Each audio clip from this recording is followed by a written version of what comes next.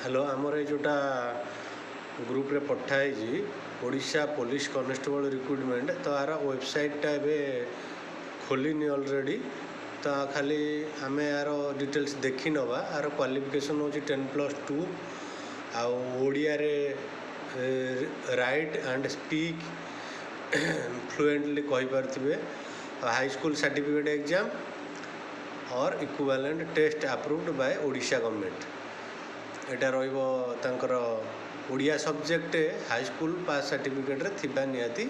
जरूरी minimum age 1/1/2025 सुधा 18 वर्ष होइतिबा दरकार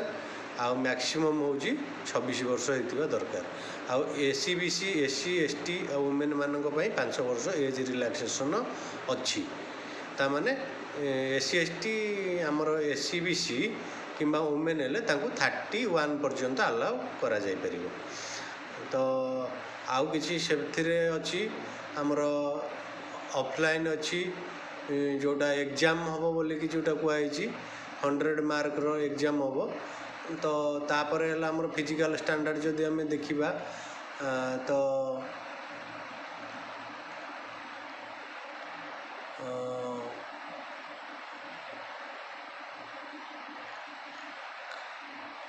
हाँ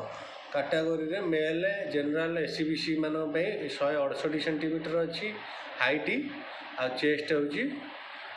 79 हूँ नॉर्मल रे 84 हूँ आमर एक्सपेंड रे तो मेल एससी एसटी 163 अच्छी आ चेस्ट अच्छी 76 हूँ नॉर्मल 81 हूँ एक्सपेंडेड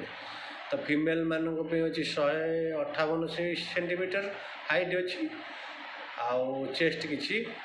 सेमती मेंशन नाई वेट जहाँ अच्छी तो मेल एथरे अच्छी 55 kg 50 kg